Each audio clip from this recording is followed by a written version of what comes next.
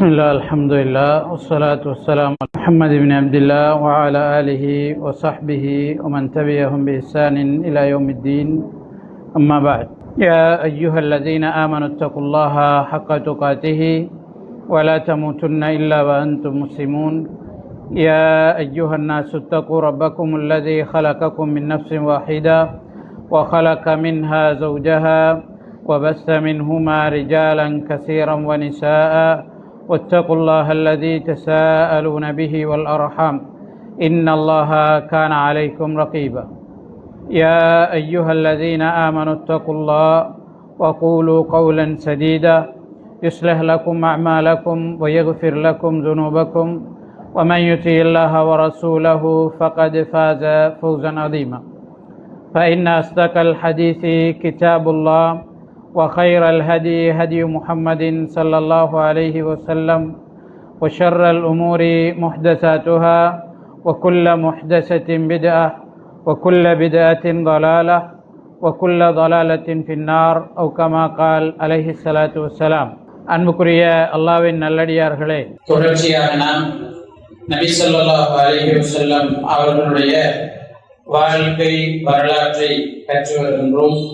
அந்த அடிப்படையிலே இன்றைய தினம் ஹுதைபியா உடன்படிக்கைக்கு பிறகு ஏற்பட்ட சமாதான காலப்பகுதியை நபி ஸல்லல்லாஹு அலைஹி வஸல்லம் அவர்கள் பயன்படுத்திய இன்னும் ஒரு முறை தொடர்பாக நாங்கள் பார்க்க இருக்கின்றோம். ஏற்கனவே நாங்கள் நபி அவர்கள் இந்த காலத்தை தன்னை சூழ உள்ள பிரதேசங்களை ஆளுகின்றவர்களுக்கு, தன்னை சூழ உள்ள மக்களுக்கு இஸ்லாத்தினுடைய தூது செய்தியை கொண்டு சேர்ப்பதற்காக முழுமையாக பயன்படுத்தி கொண்டார்கள் என்று நாங்கள் பார்க்கிறோம். இன்றைய தினம் நபி அவர்களுடைய இந்த காலப்பகுதியை தனக்கு இருக்கின்ற எதிர்ப்புகளை சமாளிப்பதற்கான அல்லது எதிர்ப்புகள் நீங்கி ஒரு நிம்மதியான சூழல் உருவாவதற்கான ஒரு வாய்ப்பாகவும் நபி அவர்கள் இதை பயன்படுத்தி கொண்டார். அந்த அடிப்படையிலே நபி அவர்களுக்கும் முஸ்லிம்களுக்கும் இருந்த மிகப்பெரிய தொந்தரவாக இடைஞ்சலாக இருந்த மக்காவாசிகள் அல்லது இணை வைப்பாளர்கள் போர் நிறுத்த ஒப்பந்தத்திற்கு வந்ததற்கு பிறகு தனக்கு தடையாக இருந்த அல்லது முஸ்லிம்களுக்கு மிக பெரும் எதிரிகளாக இருந்த ஏனைய கோத்திரங்களோடு சுமூகமான பேச்சுவார்த்தையின் அடிப்படையிலே அல்லது இராணுவ ரீதியான நடவடிக்கையின் அடிப்படையிலே ஒரு முடிவை கொண்டு வருவதற்கு நபி ஸல்லல்லாஹு அலைஹி வஸல்லம் அவர்கள் விரும்பினார். அந்த அடிப்படையிலே பல போராட்டங்கள் நடைபெற்றதை நாங்கள் பார்க்கிறோம். இதுல சின்ன சின்ன போராட்டங்கள் நிறைய நடந்தாலும் பெரும் யுத்தங்களாக ஹைபர் யுத்தம், முஅத்தா போர் என்பன சொல்லப்படுகின்றன. இதுல ஹைபர் யுத்தத்தை பொறுத்தவரையில அஹ்ஸாப் யுத்தத்திற்கு மிக பெரும் காரணமாக இருந்தவர்கள் ஹைபரில் வசித்த யூதர்கள். அஹ்ஸாப் யுத்தம் என்கிறது கிட்டத்தட்ட 24 முற்றுகை நீடித்தது. முஸ்லிம்கள் மிகப்பெரிய நெருக்கடியை சந்தித்தார்கள் என்று நாங்கள் 3ஆம் ஆண்டினுடைய வரலாற்றை பார்க்கின்ற போது பார்த்திருக்கிறோம். 26 நாள் எந்த அளவுக்கு நபி அவர்கள் மதீனாவினுடைய விளைச்சலில் அரைவாசியை உங்களுக்கு தருகிறோம் என்று ஒப்பந்தம் செஞ்சு இந்த பிரச்சனையை முடிப்போம் என்று சொல்லி ஒரு ஆலோசனை பண்ற அளவுக்கு ஒரு நிம்மதியான நிலை உருவாகி இருந்தது. இந்த நிலைக்கு உருவாவதற்கு காரணமாக இருந்தவர்கள் அல்லது இதுக்கு மக்களை எல்லாம் ஒன்று சேர்த்து தூண்டி செயல்பட்டவர்கள் ஹைபரில் வசித்தவர்கள்.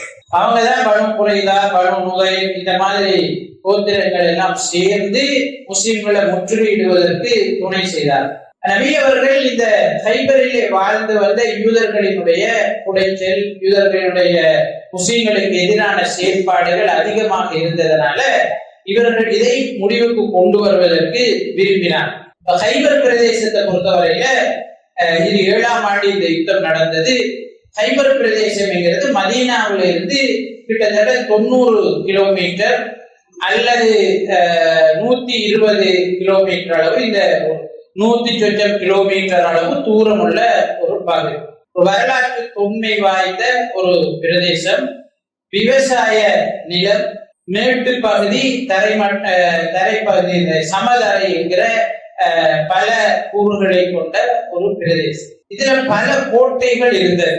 கிட்டத்தட்ட 8 கோட்டைகள் அல்லது 12 கோட்டைகள் அதில் இருந்ததாக சொல்லப்படுகிறது. ஆரம்ப காலகட்டங்களில் எங்களுக்கு தெரியும், குடியேற்றங்கள்ங்கிறது குடும்பங்களை அடிப்படையாக வைத்ததாகத்தான் இருக்கு. பின்னார கிளர், பின்னார குடும்பம், பின்னாருன்னு சொல்லி அந்த பரம்பரையை வச்சுதான் என்ன செய்வாங்க, அல்லது பட்டப்பெயரை வச்சுதான் அறிமுகம் செய்வாங்க. ஆக்களை சொல்ற நேரம் வயசாளிகள்ல நம்ம யாருக்கு விளங்கப்படுத்தினாலும் அவங்களுக்கு விளங்காது. எங்கட பரம்பரையில இருக்கிற ஆளுக்கு சொல்லப்பட்ட அந்த குணப்பெயரை சொன்னா, படப்பெயரை சொன்னா உடனே விளங்கிடும். அப்படித்தான் என்ன செய்வாங்க, அந்த குடும்பங்கள் அடையாளப்படுத்துவாங்க அன்றைய காலகட்டங்கள். அப்போ ஒரு குடும்பம் ஒரு குறிப்பிட்ட ஏரியாவுல முழுமையாக என்ன செஞ்சு ஆக்கிரமிச்சு வாழும். இந்த ஹைபர் பிரதேசம்ங்கிறது ஒவ்வொரு கூட்டமாக ஒரு கோட்டைகளை உருவாக்கி கொண்டு பல வீடுகளை சூழ சுவர்களை உருவாக்கி ஒரு பாதுகாப்பான பிரதேசமாக வாழ்வதற்கு ஏற்ற அமைப்புல செய்யப்பட்டிருந்தது. நபி ஸல்லல்லாஹு அலைஹி வஸல்லம் அவர்கள் இந்த ஹைபர் பிரதேசத்திற்கு எதிரான படையெடுப்பை ஹிஜ்ரி 7ஆம் ஆண்டு செய்வதற்கு முடிவு செய்கிறார்கள். அந்த அடிப்படையில முடிவு செஞ்ச செய்தி முனாஃபிக்குகளின் ஊடாக, மதீனாவில் இருந்த முனாஃபிக்குகளின் ஊடாக யூதர்களுக்கு அனுப்பப்படுகிறது. முனாஃபிக்குகள் இப்ப சொல்றால் ஒரு நாட்டில் இருக்கிற கிளர்ச்சியாளர், இந்த நாட்டுக்கு எதிராக வேலை செய்யக்கூடிய கிளர்ச்சியாளர் முனாஃபிக்கு. அன்றைய காலகட்டத்தில் இருந்த கிளர்ச்சியாளர்கள் இந்த அப்துல்லா இப்னு உபை இப்னு சலூலுடைய தலைமையில இயங்கிய இந்த முனாஃபிக்குகள் நயவஞ்சகர் கூட்டம் தான் அந்த நாட்டுக்கு எதிரான கிளர்ச்சியாளர்களாக இருந்தார். ஹைபர் பகுதிக்கு யூதர்களுக்கு இவர்கள் தகவல் அனுப்புகிறார்கள். நபி ஸல்லல்லாஹு அலைஹி வஸல்லம் அவர்களும் சஹாபாக்களும் என்ன செய்யறாங்க, தோழர்களும் படையெடுத்து வர இருக்கிறார்கள் என்ற செய்தியை அனுப்புறார். அனுப்பி சொல்றாங்க, நீங்க எதுக்கும் அஞ்ச தேவையில்லை, நீங்க எதுக்கும் யோசிக்க தேவை கிடையாது. இது அவங்களோட பட மிச்சம் குறைவு, ஆயுதங்கள் குறைவாகத்தான் இருக்கும், பயிற்சி பெற்றாக்கள் எல்லாம் குறைவு, நீங்க எல்லாத்திலையும் கூடியவர்களாக இருக்கிறீர்கள், எனவே நீங்க ஒன்றும் அஞ்ச தேவையில்லை என்று சொல்லி அவர்களுக்கு ஆறுதல் சொல்லியும் என்ன செய்கிறார்கள், செய்தி அனுப்புகிறார். நபி ஸல்லல்லாஹு அலைஹி வஸல்லம் அவர்களுக்கு அல்லாஹ் தஆலா ஏற்கனவே ஹுதைபியா உடன்படிக்கையில வஅதகுமுல்லாஹு மகானிம கஸீரா தஅഖுதுனஹா ஃபஅஜ்ஜல லகும் ஹாதிஹி, அல்லாஹ் தஆலா உங்களுக்கு நிறைய கனிமத்துக்களை கொண்டு வாக்களிக்கிறான், இதை நீங்கள் எடுத்துக் கொள்வீர்கள், அதை உங்களுக்கு அல்லாஹ் தஆலா விரைவாக்குவான் என்று 20வது அத்தியாயத்தினுடைய 48வது வசனத்துல அல்லாஹ் தஆலா ஹுதைபியா உடன்படிக்கை பிறகு இறக்கிய வசனத்துல சொல்றார். இதுக்கு விளக்கம் சொல்லக்கூடிய குர்ஆன் விரிவுரையாளர்கள், தஃப்சீர்களை அறிஞர்கள் என்ன சொல்றாங்க என்றால், அல்லாஹ் தஆலா ஏற்கனவே இந்த ஹைபர் யுத்தம் தொடர்பாகவும் அதிலே யூதர்கள் தோற்கடிக்கப்பட இருக்கிறார்கள் என்கிற செய்தியையும் நபி ஸல்லல்லாஹு அலைஹி வஸல்லம் அவர்களுக்கு இந்த வசனத்தினூடாக அறிவித்திருந்தான். அந்த அடிப்படையில நபி ஸல்லல்லாஹு அலைஹி வஸல்லம் அவர்கள் ஹுதைபியா உடன்படிக்கையில் துல்ஹஜ் மாதத்தில் நபி அவர்கள் மதீனாவுக்கு வந்து சேர்ந்ததற்கு பிறகு முஹர்ரம் மாதத்தினுடைய ஆரம்ப காலப்பகுதி, ஹிஜ்ரி 7ஆம் ஆண்டு முஹர்ரம் மாதத்தினுடைய ஆரம்ப காலப்பகுதியில இதற்கான பயணத்தை மேற்கொள்கிறார். இந்த பயணத்தை மேற்கொள்ற போது நபி ஸல்லல்லாஹு அலைஹி வஸல்லம் அவங்க ஒரு நிபந்தனை வச்சிருந்தாங்க. என்னென்றால், ஹுதைபியா உடன்படிக்கையில யாரெல்லாம் கலந்து கொண்டார்களோ அவங்கதான் இந்த போராட்டத்துக்கு வரும். ஹைபர் யுத்தத்துக்கு போறதுக்கு ஹுதைபியா உடன்படிக்கைக்கு வந்தார்கள் தான் வர வேண்டும் என்று நபி ஸல்லல்லாஹு அலைஹி வஸல்லம் அவர்கள் நிபந்தனை வைத்திருந்தார். ஏன்னா முனாஃபிக்குகளுக்கு தடை விதிக்கிறதுக்காக, முனாஃபிக்குகள் யாரும் இந்த குழுவுக்குள்ள வரக்கூடாது என்கிறத தடுப்பதற்காக நபி ஸல்லல்லாஹு அலைஹி வஸல்லம் அவர்கள் ஹுதைபியா உடன்படிக்கையில யாரெல்லாம் இருந்தார்களோ அவர்கள் மாத்திரம் தான் என்ன செய்யணும், இதுல கலந்து கொள்ள வேண்டும். போராடுவதற்கு விருப்பம் இல்லாத யாரும் என்ன செய்யக்கூடாது, இதுல வரக்கூடாது என்று நபி ஸல்லல்லாஹு அலைஹி வஸல்லம் அவர்கள் அறிவித்திருந்தார்கள். அந்த அடிப்படையில ஹுதைபியா உடன்படிக்கையில இந்த மர நிழல்ல யாரெல்லாம் பையத் செய்தார்களோ அவர்கள் எல்லோரும் என்ன செய்திருந்தார்கள், அந்த ஹைபர் படையெடுப்புல கலந்து கொண்டிருந்தார்கள். கிட்டத்தட்ட 1400 பேர் என்ன செய்தார்கள், அந்த படையெடுப்பிலே நபி ஸல்லல்லாஹு அலைஹி வஸல்லம் அவர்களோடு கைபர் பிரதேசத்தை நோக்கி சென்றிருந்தார். இந்த காலகட்டத்தில் தான் அபூ ஹுரைரா ரலியல்லாஹு அன்ஹு அவர்களும் இஸ்லாத்தை ஏற்றுக்கொண்டார். அபூ ஹுரைரா ரலியல்லாஹு அன்ஹு அவங்க ஹிஜ்ரி 7ஆம் ஆண்டுல தான் இஸ்லாத்தை ஏற்று கைபர் யுத்த நேரத்துல நபி ஸல்லல்லாஹு அலைஹி வஸல்லம் அவர்களோடு வந்து இணைந்து கொள்கிறார். ஏற்கனவே அபூ ஹுரைரா ரலியல்லாஹு அன்ஹு அவங்க மக்காவுல ஆரம்ப காலத்துல இஸ்லாத்தை ஏற்றுக்கொண்டாங்க. ஆனா அவங்க மதீனாவுக்கு வரல, பிற்பட்ட காலத்துலதான் வந்து சேர்ந்தாங்க என்ற ஒரு வரலாறும் இருக்கிறது. எது எப்படியோ ஹிஜ்ரி 7ஆம் ஆண்டுல அபூ ஹுரைரா ரலியல்லாஹு அன்ஹு அவர்களும் என்ன செய்கிறார்கள், நபி ஸல்லல்லாஹு அலைஹி வஸல்லம் அவர்களுடைய படையோடு வந்து இணைந்து கொண்டார்கள் என்பதை நாங்கள் பார்க்கிறோம்.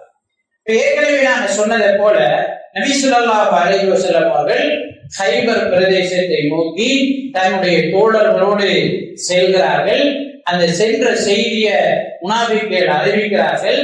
அறிவித்தவுடனே கைபர்ல வாழ்ந்த யூதர்கள் என்ன செய்யறாங்கன்னா, தங்களோடு ஒரு நல்லுறவோடு இருக்கக்கூடிய இன்னும் ஒரு யூத கோத்திரமான கத்ஃபான் கோத்திரத்தோடு என்ன செய்யறாங்க, ஒரு ஒப்பந்தம் செய்யறாங்க, ஒரு பேச்சுவார்த்தை என்று நடத்துறாங்க. இந்த மாதிரி முஸ்லிம்கள் கைபரை நோக்கி வந்து கொண்டிருக்கிறார்கள், அதனால நீங்க எங்களுக்கு இந்த யுத்தத்தில் உதவி செய்ய வேண்டும். அப்படி உதவி செய்து நாங்கள் முஸ்லிம்களையும் நபி அவர்களை தோற்கடிப்போமாக இருந்தால் கைபரிலே விளைகின்ற விளைச்சலிலே அரைவாசியை இந்த கத்ஃபான் கோத்திரத்துக்கு வருடா வருடம் நாங்க என்ன செய்வோம், வழங்குவோம் என்ற ஒரு பேச்சுவார்த்தை என்ன செய்கிறது, நடக்கிறது. கத்ஃபான் கோத்திரத்தாரும் என்ன செய்கிறார்கள், அதை ஏற்றுக்கொள்கிறார்கள். நபி ஸல்லல்லாஹு அலைஹி வஸல்லம் அவங்க ஏற்கனவே இப்படி ஒன்று நடக்கலாம் என்கிற திட்டமிடல் இருந்ததுனால நபி அவர்கள் கைபருக்கு போகிற போது கத்ஃபான் கோத்திரத்தார் எந்த வழியூடாக கைபருக்குள் நுழைவார்களோ அந்த வழியில தான் நபி அவங்க போறாங்க. கைபர் பிரதேசத்தை நோக்கி கத்ஃபான் கோத்திரத்தார் வெளிக்கிட்ட நேரம் அவங்க ஒரு நாள் தூரம் போயிலும் அந்த அளவு தான் தூரத்தில் இருந்தாங்க. இப்ப கத்ஃபான் கோத்திரத்தார் வெளிக்கிளம்பி வரும்போது அவர்களுக்கு தகவல் கேள்விப்படுகிறது, முஸ்லிம்கள் கைபரை விட்டுட்டு கத்ஃபான் கோத்திரத்தார் வந்து கைபர் போறதுனால அவங்க நம்மட பிரதேசத்துக்கு போறாங்க, அங்க இருக்கிற எங்கட சந்ததிகள் எங்கட பரம்பரை எங்கட பிரதேசத்துக்கு எல்லாம் ஆபத்தாயிரும் என்று சொல்லி ஒரு செய்தி கத்ஃபான் கோத்திரத்தார் கேள்விப்படுது. ஏன்னா நபி அவங்க என்ன செய்யறாங்க, அந்த வழியால தானே மாறோம்னு அவங்களுக்கு தகவல் கேள்விப்பட்டோன்னே, ஓ நம்மளோட இந்த செய்தி ஏற்கனவே இவங்களுக்கு தெரிஞ்சு வைத்து கைபருக்கு வாரத்துக்கு முதல் நம்மளை பார்க்கறதுக்கு அங்க போறாங்க என்ற விஷயம் அவங்களுக்கு தெரிய வந்தோடனே உடனே அவங்க கைபருக்கு போவாங்க, இடையில இருந்து திருப்பி அவங்களோட பிரதேசத்துக்கே நினைஞ்சிடறாங்க, வந்துடுறாங்க. நபி ஸல்லல்லாஹு அலைஹி வஸல்லம் அவங்களுக்கு இந்த இது இருக்கல, இவங்களோட பிரதேசத்துக்கு போகணும். ஆனா இவங்க கேள்விப்பட்டோன்னு அப்படி ஒரு எண்ணத்தை அல்லாஹ் போடுறான்னு அவங்க நினைறாங்க, இங்க வந்துடுறாங்க. அப்ப கைபர் வாசிகள் மட்டும் என்ன செய்கிறார்கள், தனித்துக் கொள்கிறார்கள். நபி ஸல்லல்லாஹு அலைஹி வஸல்லம் அவங்க என்ன செய்யறாங்க, கைபரை நோக்கி செல்கிறார். இந்த கைபர் பிரதேசத்தை நோக்கி செல்கிற நேரம் பல செய்திகள் நடக்கிறது, சில விடயங்கள் நடக்கிறது. நபி ஸல்லல்லாஹு அலைஹி வஸல்லம் அவங்க கைபரை நோக்கி போய் கொண்டிருக்கிற நேரம் சஹாபாக்கள் சத்தமிட்டு திக்ர் செய்கிறார், தஸ்பீஹ் செய்கிறார்கள், தக்பீர் சொல்கிறார். நபி ஸல்லல்லாஹு அலைஹி வஸல்லம் அவங்க சொன்னாங்க, நீங்க செவிடனையோ குருடனையோ அழைக்கல, நீங்க வந்து செவிடனையோ குருடனையோ அழைக்கவில்லை, அவனை நீங்க திக்ர் செய்யல, உங்களுடைய வாகனத்தின் கடிவாளத்தை விட உங்களுக்கு மிக நெருக்கமாக இருக்கக்கூடிய அந்த அல்லாஹ்வை தான் நீங்க என்ன செய்றீங்க, அழைக்கிறீங்க. எனவே உங்களுடைய சத்தத்தை குறைத்துக் கொள்ளுங்கள் என்று நபி ஸல்லல்லாஹு அலைஹி வஸல்லம் அவர்கள் சொன்னார்.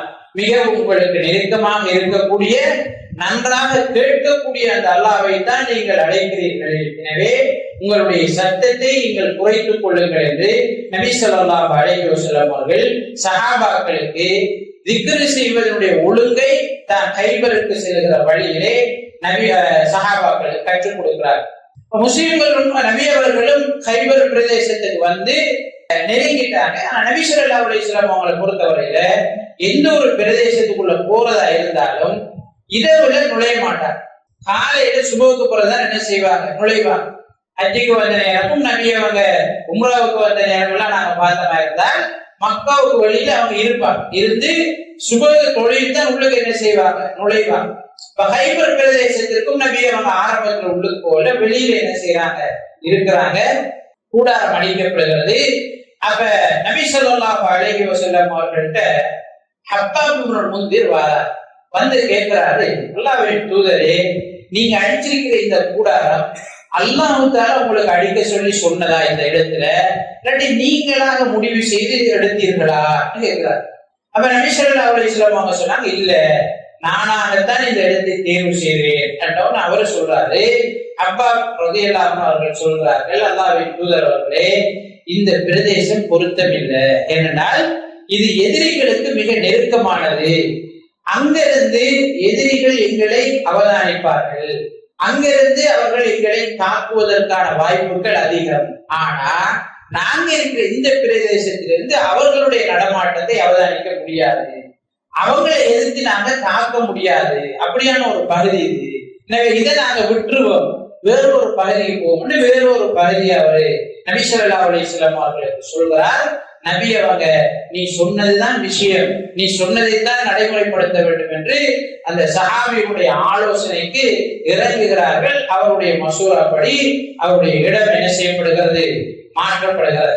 நபி ஸல்லல்லாஹு அலைஹி வஸல்லம் அவங்க இந்த ஹைபர் பிரதேசத்துக்கு போறதுக்கு முன்னால சஹாபாக்கள் எல்லாரையும் நித்தாட்டி அல்லாஹ் தஆலாவிடம் பிரார்த்தனை செய்கிறார்கள். போராடுவதற்கு என்ன செய்யறாங்க, தயாராகிறாங்க. சுபஹ் தொழுகைக்கு பிறகு நபி ஸல்லல்லாஹு அலைஹி வஸல்லம் அவங்க ஏற்கனவே அறிவிச்சிருந்தாங்க, இந்த நாளைய தினம் நான் ஒரு ஆட்ட கொடியை கொடுக்க இருக்கிறேன், முஸ்லிம்களுடைய கொடியை கொடுக்க இருக்கிறேன். அவர் அல்லாஹ்வை விரும்புவார், அல்லாஹ்வுடைய தூதரை விரும்புவார், அல்லாஹ்வும் அவனுடைய தூதரும் அவரை விரும்புவார்கள் என்று சொல்லியிருந்தார். அதாவது போராட்டத்தில் நாளைக்கு ஒரு ஆட்ட கொடி போகும்போது அந்த ஆளுடைய பண்பு தன்மை என்னென்றால், அவர் அல்லாஹ்வை தூதரை விரும்புகிறார், அல்லாஹ்வும் அவருடைய தூதரும் அவரை விரும்புவார்கள் சொன்னாங்க. இப்ப சஹாபாக்கள் எல்லாரும் நம்மளா இருக்கக்கூடாதா அந்த ஆள் என்று சொல்லி அதிகமா ஆசை வச்சாங்க. ஏன்னா சஹாபாக்கள் நன்மைக்கு முந்திரார்கள் தான், அதனால நாங்களாக இருக்கணும், நாம அவர் இருக்கணும் என்று சொல்லி ஒவ்வொரு நாளும் விரும்பினாங்க. அவசரமாக ரெடியாகி கொண்டு காலையில சுபஹ் அதிகாலை தொழுகைக்கு சமூகம் அளிக்கிறார்கள். தொழுகை முடிவடைகிறது. நபி அவர் எழுப்பி, அலி எங்கே என்று கேட்கிறார். அலி ரலியல்லாஹு அன்ஹு அவங்களே எங்கேன்னு கேட்கிறார். அப்ப சஹாபாக்கள் சொல்கிறார்கள், அவர் கண் நோயால பாதிக்கப்பட்டிருக்காரு, வரல, வெளியில இருக்கிறார் சொன்னோன்னே ரசூல் ஸல்லல்லாஹு அலைஹி வஸல்லம் அவர்கள் அவரை அழைத்து வருமாறு சொல்கிறார்கள். அவருடைய கண்ணுல தன்னுடைய துப்பணியை என்ன செய்யறாங்க, படுத்துறாங்க. அவருடைய கண் பழைய மாதிரி என்ன செய்யுது, மாறும், எந்த நோயும் இல்லாம அவருடைய கண் நல்ல அடிப்படையில் மாற்றம் பெறுகிறது. அதற்கு பிறகு நபி ஸல்லல்லாஹு அலைஹி வஸல்லம் அவர்கள் அலி ரலியல்லாஹு அன்ஹு அவருடைய கருத்துல என்ன செய்யறாங்க, கொடியை கொடுக்கிறார். அவர் கொடியை கொடுத்து முஸ்லிம்களுடைய இந்த அணி நகர ஆரம்பிச்ச உடனே ஹைபர் வாசிகளுக்கு இது தெரியாது. முஸ்லிம்களும் சஹாபாக்களும் நபி அவர்களும் வந்திருக்கிற செய்தி அவங்களுக்கு தெரியாது. அவங்க வழங்க மாதிரி காலையில் ஒழுப்பி அவங்களோட விவசாய தலங்களுக்கு, வியாபார இடங்களுக்கு செல்வதற்காக வருகிறார்கள். முஸ்லிம்களுடைய நடமாட்டத்தை காணுகிறார்கள். எல்லாருமே கூவி அழைத்துக் கொண்டு அலறி அடித்துக் கொண்டு என்ன செய்யறாங்க, தங்களோட பகுதிகளுக்கு ஓட்டம் எடுக்கிறார்கள். நபி ஸல்லல்லாஹு அலைஹி வஸல்லம் அவர்களும் சஹாபாக்களும் சென்று ஒவ்வொரு கோட்டையாக முற்றுகையிடுகிறார்கள். ஒவ்வொரு கோட்டையாக முற்றுகையிடப்படுகிறது. அவங்கள முஸ்லிம்களுடைய ஆட்சிக்கு அடிபணியுமாறு வேண்டப்படுகிறது. இஸ்லாத்தை ஏற்றுக்கொள்ளணும் அல்லது ஆட்சிக்கு கட்டுப்பட்டு ஜிஸியா வரியை செலுத்தி வாழ வேண்டும் என்று அவர்களுக்கு சொல்லப்படுகிறது. அவங்க கொஞ்சம் போராட்டம் என்ன செய்து நடக்குது. ஹைபர் நிறைய யூதர்கள் வாழ்ந்த இடம். அவங்க பலமானவர்களாக அந்த பகுதியில் இருந்தாங்க. அவங்க பலமாக இருக்கிறாங்க என்றதுனாலதான் முஸ்லிம்களை மதீனாவில இருந்து துரத்துறதுக்கு என்ன அங்கிருந்து சதி செய்து கொண்டிருந்தார்கள். ஒரு வளமான பிரதேசம், தேவையான உணவு, தேவையான அனைத்தும் அந்த பிரதேசத்துக்குள்ளே வெளியில போக வேண்டிய அவசியம் கிடையாது. அப்படி இருந்ததுனால அவர்கள் ஒவ்வொரு கோட்டையிலும் பலமானவர்களாக இருந்தார்கள். குறிப்பாக 2 பகுதிகளாக இவைகள் பிரிக்கப்பட்டிருந்தன அவருடைய கோட்டைகள். ஒரு பகுதியில் 5 கோட்டைகள், இன்னும் ஒரு பகுதியில 3 கோட்டைகள் இருந்தது. ஒவ்வொரு கோட்டையை முஸ்லிம்கள் கைப்பற்றுகிற நேரமும் யூதர்கள் அடுத்தடுத்த கோட்டைக்கு என்ன செய்தார்கள், ஓடினார்கள், தங்களுடைய கோட்டைகளை என்ன செய்தார்கள், மாற்றிக்கொண்டார். இப்ப எது எப்படியோ கடைசியில் அவங்களால என்றும் எதுவும் செய்ய முடியல, முஸ்லிம்களை எதிர்த்து நிற்க முடியல என்கிற நிலை வந்த போது முஸ்லிம்களுக்கு என்ன செய்யறாங்க, சரணடைகிறார்கள். நபி ஸல்லல்லாஹு அலைஹி வஸல்லம் அவர்கள்ட்ட தூது அனுப்புறாங்க. யூதர்களுடைய தலைவர் தூது அனுப்புறாரு. நபி ஸல்லல்லாஹு அலைஹி வஸல்லம் அவர்களுக்கும் அவர்களுக்கும் இடையில ஒரு பேச்சுவார்த்தை நடக்கிறது. அதன் அடிப்படையில அவர்கள் சொல்கிறார்கள், யுத்தம் வேணாம், நாங்க யுத்தத்தை முடித்துக் கொள்வோம், நாங்க இந்த பிரதேசத்திலிருந்து எதுவும் எடுக்கல, வெறும் ஆட்களாக இந்த பிரதேசத்திலிருந்து நாங்க வெளியேறோம், எங்களோட உயிருக்கு நீங்க உத்தரவாதம் தரணும், பாதுகாப்பாக நாங்க வெளியேறுவதற்கு உத்தரவாதம் தர வேண்டும் என்று முடிவுக்கு சொல்கிறார்கள். நபி அவர்களும் அதை ஏற்றுக்கொள்றார். இதை மீறி யாராவது செயற்பட்டால் அவருக்கு மரண தண்டனை அப்படின்னு சொன்னா நாங்க இதுக்கு உடன்படுறோம் என்று நபி ஸல்லல்லாஹு அலைஹி வஸல்லம் அவர்களும் உடன்படுகிறார்கள். சஹாபாக்களும் ஒற்றுமைப்பட்டு அந்த ஒப்பந்த பேச்சுவார்த்தை அவர்களுக்கு சுமூகமாக முடிவடைகிறது. யூதர்கள் அந்த பிரதேசத்திலிருந்து வெளியேற்றப்படுகிற நேரம் அந்த ஒப்பந்தத்துக்கு மீறி செயற்பட்ட ஒரு சிலர் என்ன செய்யப்படுகிறார்கள், அவர்களுக்கு மரண தண்டனை விதிக்கப்பட்டது என்று வரலாற்றிலே நாங்கள் பார்க்கிறோம். நபி ஸல்லல்லாஹு அலைஹி வஸல்லம் அவர்களும் சஹாபாக்களும் இந்த யுத்தத்திலே நீண்ட காலம் இருந்தார்கள். கிட்டத்தட்ட முஹர்ரம் மாதத்திலிருந்து சஃபரினுடைய நடுப்பகுதி வரை என்ன செய்தார்கள், ஹைபரிலே இருந்தார். கிட்டத்தட்ட 7 அல்லது 26 அல்லது 27 நாட்கள் அந்த பிரதேசத்தில் தங்கி தொடரான ஒரு முயற்சியை அல்லது போரை யூதர்களோடு செய்ய வேண்டிய நிர்பந்தம் அவர்களுக்கு ஏற்பட்டது. அதுல முஸ்லிம்களுக்கு அல்லாஹ் தஆலா வெற்றியை கொடுத்தார். இந்த வெற்றியோடு நிறைய சந்தோஷத்தோடு நபி ஸல்லல்லாஹு அலைஹி வஸல்லம் அவர்களும் சஹாபாக்கள் இருக்கிற நேரம்தான் ஜாபர் பின் அபீ தாலிப் ரலியல்லாஹு அன்ஹு அவர்களும் அபூ மூஸா அஷ்அரியுடைய பரம்பரை அஷ்அரியா கோத்திரத்தாரும் என்ன செய்யறாங்க, மதீனாவுக்கு வருகிறார். நபி ஸல்லல்லாஹு அலைஹி வஸல்லம் அவர்களுக்கு இரட்டிப்பு சந்தோஷம் ஏற்படுகிறது. ஹைபர்ல யூதர்கள் அடக்கப்பட்டு முஸ்லிம்களுக்கு நிம்மதியான ஒரு சூழல் உருவாகி இருக்கிறது. அதே நேரம் நபி ஸல்லல்லாஹு அலைஹி வஸல்லம் அவருடைய சாச்சாவுடைய மகன் ஜாபர் பின் அபீ தாலிப் அவரோடு ஹபஷாவுக்கு எத்தியோப்பியாவுக்கு ஹிஜ்ரத் செய்த குழு அங்கிருந்து மதீனாவுக்கு என்ன செய்தது வந்து அவர்களுடைய உறவுகளை சந்தித்துக் கொண்டிருந்தார்கள். இது ஒரு சந்தோஷமான ஒரு நிகழ்வாக, இரட்டிப்பு சந்தோஷம் வழங்கக்கூடிய ஒரு நிகழ்வாக இருந்தது. இந்த யமன்ல இருக்கக்கூடிய அஷ்அரியா அபூ மூஸா அஷ்அரி ரலியல்லாஹு அன்ஹுடைய கோத்திரத்தார் ஏற்கனவே இஸ்லாத்தை ஏற்றுக்கொண்டிருந்தாங்க. அவங்க நபி ஸல்லல்லாஹு அலைஹி வஸல்லம் அவங்க இப்படி மதீனாவுக்கு வந்திருக்கிற செய்தி கேள்விப்பட்டு மதீனாவுக்கு வருவதற்காக வந்த நேரம் அவங்க ஹபஷாவுக்கு போய் சேர்ந்தாங்க. அப்ப ஹபஷாவுல அவங்க ஜாபர் பின் அபீ தாலிப் அவர்களுடைய குழுவோட அங்கேயே இருந்தாங்க. குறிப்பிட்ட கொஞ்ச காலத்துக்கு பிறகு மதீனாவுக்கு அவர்கள் வந்து சேர்ந்தார்கள். அப்ப அபூ மூஸா அஷ்அரியுடைய கோத்திரம் ஜாபர் பின் அபீ தாலிப் ரலியல்லாஹு அன்ஹுடைய தலைமையில எத்தியோப்பியாவுக்கு ஹபஷாவுக்கு ஹிஜ்ரத் செய்த அந்த குழு அப்ப 2 சாராரும் மதீனாவுக்கு அந்த காலகட்டத்திலே வந்து சேர்ந்தார்கள் என்பதை நாங்கள் பார்க்கிறோம். இந்த யுத்தத்துக்கு பிறகுதான் அந்த யுத்தத்துல கைதியாக பிடிபட்டிருந்த சஃபியா ரலியல்லாஹு அன்ஹா அவர்களை நபி ஸல்லல்லாஹு அலைஹி வஸல்லம் அவர்கள் திருமணம் செய்து கொண்டார்கள். தஹியத்துல் கலபி அவங்க தான் சஃபியாவை ஒரு அடிமை பெண்ணாக எடுத்துக்கொள்கிறார். எடுத்துக்கொண்டோடனே நபி ஸல்லல்லாஹு அலைஹி வஸல்லம் அவர்களிடம் ஒரு மனிதர் வருகிறார். அல்லாஹ்வின் தூதரே, இந்த சஃபியா இருக்கிறவர் பனு குறைதா பனு நுதைரா கோத்திரத்தார்ட்ட ஒரு தலைவியாக வைத்து கருதப்பட்ட ஒருவர், இவரை வந்து நீங்க அடுத்த ஆளுக்கு கொடுக்கிறது பொருத்தம் கிடையாது, நீங்கள் வைத்துக் கொள்வதுதான் பொருத்தமானது என்று இந்த கௌரவத்தை என்ன செய்யறாங்க பேரண சொல்லி நபி ஸல்லல்லாஹு அலைஹி வஸல்லம் அவர்களுக்கு ஆலோசனை சொல்றார். முஸ்லிம்களா இருந்தாலும் முஸ்லிம்கள் அல்லாதவர்களாக இருந்தாலும் மனிதன் என்ற அடிப்படையிலே அவர்களுக்குரிய கௌரவம் என்ன செய்யப்பட வேண்டும், வழங்கப்பட வேண்டும். நபி ஸல்லல்லாஹு அலைஹி வஸல்லம் அவங்க தஹியத்துல் கல்வி அழைக்கிறாங்க. ரலியல்லாஹு அன்ஹு அவர்கிட்ட சொல்றாங்க, வேறொரு ஆளை நீ எடுத்துக்க அப்படின்னு சொல்லிட்டு நபி ஸல்லல்லாஹு அலைஹி வஸல்லம் அவங்க சஃபியா அவங்களுக்கு இஸ்லாத்தை சொல்றாங்க. அவர் இஸ்லாத்தை ஏற்றுக்கொள்றார். ஏற்றுக்கொண்டோட நபி ஸல்லல்லாஹு அலைஹி வஸல்லம் அவர்கள் திருமணம் முடிப்பதற்கான ஏற்பாடு செய்யப்படுகிறது. நபி அவர்கள் சஃபியா ரலியல்லாஹு அன்ஹா அவர்களை திருமணம் செய்து கொண்டார்கள் என்று நாங்கள் பார்க்கிறோம். இப்ப ஹைபர் பிரதேசத்திலிருந்து அந்த யுத்தம் முடிந்து வெற்றியோடு திரும்பி கொண்டிருக்கிற வழியில சில விஷயங்கள் நடந்தது. இந்த காலத்துலதான் நபி அவர்களுக்கு நஞ்சூட்டப்பட்ட ஆட்டு இறைச்சி என்ன செய்யப்படுகிறது, வழங்கப்படுகிறது. ஒரு யூத பெண்மணி நபி ஸல்லல்லாஹு அலைஹி வஸல்லம் அவர்களை விருந்துக்கு அழைக்கிறார். நபி அவங்க என்ன செய்யறாங்க, அதை ஏற்றுக்கொள்கிறார்கள். சில சஹாபாக்களோடு விருந்துக்கு செல்கிறார். யூதர்களோட அங்க பிரச்சனை நடக்குது. இடையில ஒரு யூத பொம்பளை விருந்துக்கு அழைக்கிறார். நபி அவங்க என்ன செய்யறாங்க, போறாங்க. இதுதான் இஸ்லாம். நாங்க ஒரு ஆள் எங்களுக்கு எதிர்ப்புன்றதுக்காக அந்த கூட்டம் முழுக்க எதிர்த்து அடிச்சு நொறுக்கி எல்லாத்தையும் முடிக்கணும் கிடையாது. யாரு எதிர்ப்பா இருக்காங்க அவங்களதான் என்ன செய்யணும், நாங்க அவங்களோடு பிரச்சனையை முடிக்கிறதுக்கு விஷயங்களை முடிச்சு கொள்றது முயற்சி செய்யணும். தவிர அவன் மதம் அல்லது அவன் கோத்திரம் அவன் கூட்டம் சார்ந்த எல்லாருக்கும் எதிராகவும் என்ன செய்யக்கூடாது, என்னோட மூட்டத்தை காட்டுறதுக்கு முயற்சி செய்யக்கூடாது. நபி ஸல்லல்லாஹு அலைஹி வஸல்லம் இந்த யூத பெண்மணி அழைக்கிறாங்க. அதுவும் கைபர் யுத்தத்திலிருந்து திரும்பி வர நேரம் நபி அவங்க என்ன செய்யறாங்க, அந்த விருந்துல கலந்து கொள்றாங்க.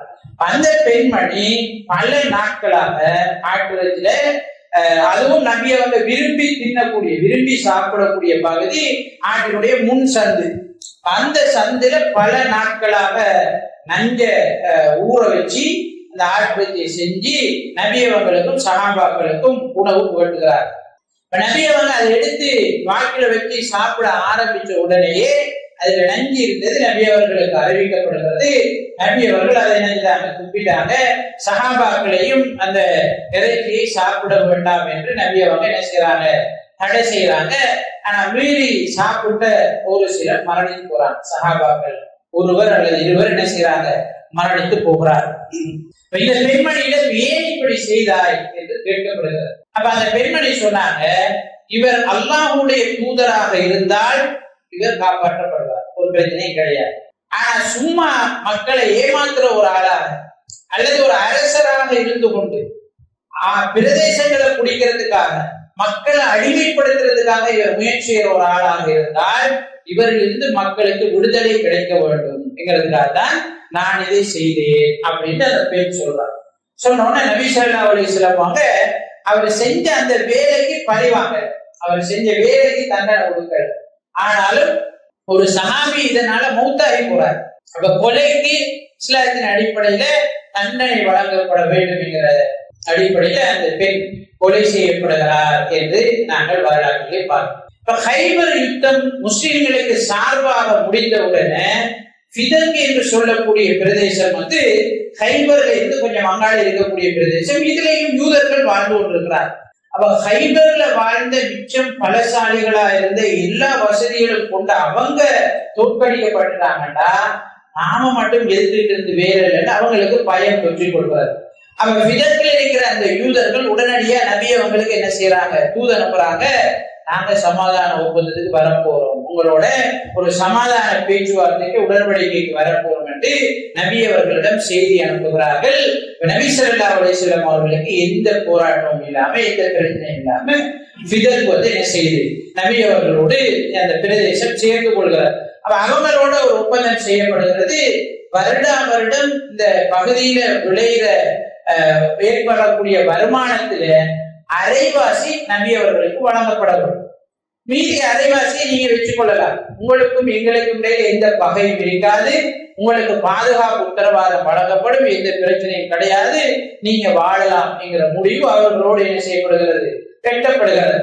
ஏற்கனவே ஹைபர் பிரதேசத்திலிருந்து யூதர்கள் வெளியேற்றப்படக்கூடிய நேரம், வெளியே எல்லாம் முடிஞ்சதுக்கு பிறகு யூதர்கள் நபி அவங்களோட பேசினாங்க, நாங்க இந்த பிரதேசத்திலிருந்து போய் வேறொரு பகுதியில வாழ்றதை விட நாங்க இந்த பிரதேசத்துல வாழ்றோம், எங்களுக்கு இந்த பிரதேசத்தை பத்தி நல்லா தெரியும், இந்த பிரதேசத்தினுடைய மண் வளம் தெரியும், இந்த பிரதேசத்தை எப்படி பயன்படுத்தி கொள்ளலாம் என்று எங்களுக்கு தெரியும், விவசாயம் தெரியும், எல்லா செட்டப்புகளும் இங்க இருக்குது, நாங்க ஏற்படுத்தி வச்சிருக்கோம். எனவே நாங்க இங்க இருந்து விவசாயத்தை செய்கிறோம், இதுல வரக்கூடிய வருமானத்துல வருடத்துல அரைவாசியை உங்களுக்கு தந்து விடுகிறோம் என்று நபி ஸல்லல்லாஹு அலைஹி வஸல்லம் அவர்களோட அந்த பிரதேசத்துல இருக்கிறதுக்கு அவர்கள் அனுமதி கேட்கிறார். ஏன்னா அவங்களுக்கு தெரியும் எவ்வளவு நபி அவர்களுக்கு தொந்தரவு கொடுத்திருக்கிறார்கள், முஸ்லீம்களுக்கு எவ்வளவு அநியாயம் செஞ்சிருக்கிறாங்கன்னு அவங்களுக்கு தெரியும். அவங்களோட மனம் ஏற்றுக்கொள்ளும். அப்ப அதனால அவங்களாக கொடுத்த ஒரு ஒவ்வொரு தான் இந்த பகுதியில் அறவாசி விளைச்சல் உங்களுக்கு நாங்கள் தாரோம். நபி ஸல்லல்லாஹு அலைஹி வஸல்லம் அவர்களும் அதை ஏற்றுக்கொள்கிறார்கள். ஓகே, இருக்கலாம். ஆனா இதுக்கு பிறகு அடுத்தவனை தூண்டுற வேலை, போராட்டத்துக்கு வார வேலை, முஸ்லிம்களுக்கு எதிராக செயற்படுற வேலை, அல்லது வழியில இருந்து கொண்டு ஆபத்து அச்சுறுத்தலை ஏற்படுத்துற வேலைகள் செய்யக்கூடாது என்று ஒரு உடன்படிக்கையோடு அவர்கள் வருகிறார். இப்ப ஹைபர் யூதர்கள் கொடுத்த அந்த ஒப்பரை தான் பிதக்குவாசிகளும் என்ன செய்கிறார்கள், நபி அவர்களுக்கு கொடுக்கிறார்கள். அப்ப அந்த அடிப்படையில அந்த பிரதேசத்தில் முஸ்லிம்களுக்கு இருந்த அச்சுறுத்தல் அல்லது அந்த பகுதியில வாழ்ந்த மக்களுக்கு இருந்த அச்சுறுத்தல் நீக்கப்படுகிறது. ஒரு சமூகமான சூழல் அங்கே உருவாக்கப்படுகிறது. வார வழியில வாதியுல் குரா என்ற இன்னொரு பகுதி, அந்த பகுதியில சில யூத குழுக்களும் அரேபியர்களுக்கு எதிரான, அதே நேரம் அரேபியர்கள் சிலரும் அந்த பகுதியில வாழ்ந்து கொண்டிருந்தார். அரேபியர்களுக்கு எதிரான சிலரும் வாழ்ந்து கொண்டிருந்தார். இப்ப இவங்க வழிமுறை கொள்ளைகள்ல ஈடுபடுறது, மதீனாவாசிகளுக்கு எதிராக மக்களை தூண்டுறது, இந்த மாதிரி வேலைகள்ல ஈடுபட்டு கொண்டிருந்தார். அப்ப நபி ஸல்லல்லாஹு அலைஹி வஸல்லம் அவங்க வார வழியில அவர்களையும் ஒரு அச்சமற்ற ஒரு நிலையை உருவாக்குறதுக்காக அவர்களையும் கட்டுப்படுத்துவதற்கான ஒரு முயற்சியை மேற்கொள்கிறார்கள். அந்த பிரதேசத்துல 4 நாட்கள் நபி ஸல்லல்லாஹு அலைஹி வஸல்லம் அவங்க தங்குறாங்க. அந்த பிரதேசமும் கைப்பற்றப்படுகிறது. அதில் இருந்த அச்சுறுத்தலும் என்ன செய்யப்படுகிறது, நீக்கப்படுகிறது. இப்ப ஹைபர் வாசிகள், பிதக் வாசிகள், வாதியுல் குரா இவங்க அவ்வளவு பெரும் முஸ்லிம்களுக்கு கீழே கட்டுப்பட்டு வாழ்றதுக்கு உடன்பட்டுட்டாங்க என்ற செய்தி தை பிரதேசத்தில் இருந்தவர்களுக்கு கேள்விப்படுகிறது. இப்ப இதுவும் மதீனாவுக்கு வார வழியில, திரும்பி வார வழியில இருக்கக்கூடிய ஒரு பிரதேசம். அப்ப அவங்க அந்த பிரதேசத்துல வாழ்ந்தார்கள் என்ன நினைக்கிறாங்கன்னா, இவ்வளவு பேர் தோற்று போனோன்னு நாங்க மட்டும் தனிச்சு நின்று ஒன்றும் செய்ய முடியாது, எனவே முஸ்லிம்களோடு ஒரு சமாதான ஒப்பந்தத்திற்கு வந்து விடுவோம் என்று அவங்களும் ஏற்கனவே செய்யப்பட்ட சமாதானத்திற்கு ஒத்த ஒரு உடன்படிக்கையை முஸ்லிம்களோடு செய்து கொள்கிறார்கள். அதன் அடிப்படையில அதிகமான குழப்பங்கள், அதிகமான முஸ்லிம்களுக்கு எதிரான குழுக்கள் அடக்கப்பட்ட நிலையில நபி ஸல்லல்லாஹு அலைஹி வஸல்லம் அவர்கள் மதீனாவுக்கு திரும்பி வந்தார்கள் என்று வரலாற்றை நாங்கள் பார்க்கிறோம்.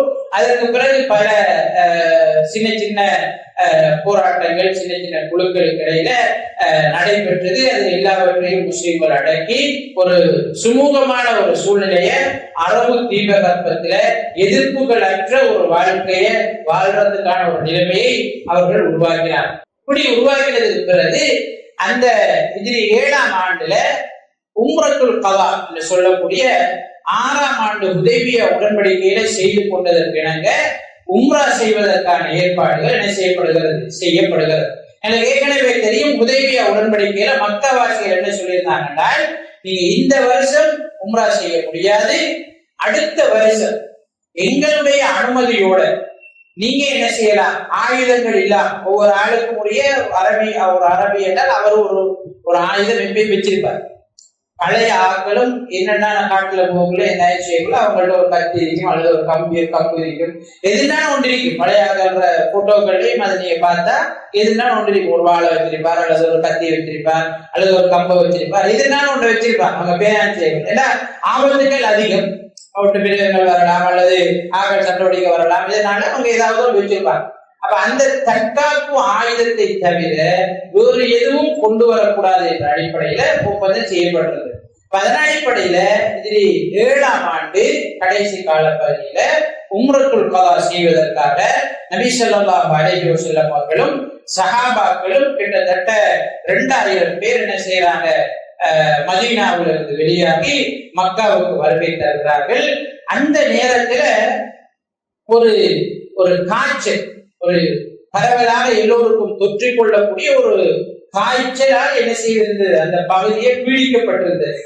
அப்ப அத முஸ்லிம்கள் அந்த காய்ச்சலால பீடிக்கப்பட்டு மிச்சம் பலவீனமான நிலையில தான் வாராங்க என்ற ஒரு செய்தி மக்காவாசிகளிடம் கேள்விப்படுகிறது. அப்ப அவங்களுக்குள்ள அவங்க பேசிக்கொள்றாங்க, எவ்வளவு பலவீனமான ஆட்களாக நோயோட வாராங்க பாருங்க அப்படின்னு ஒரு சந்தோஷத்தோட அவங்க இருக்கிறாங்க.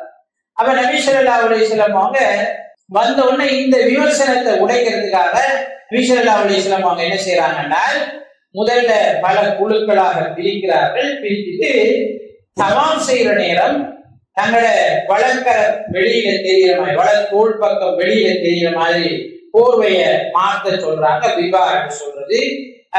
அந்த அடிப்படையில போர்வை மாற்றப்படுகிறது.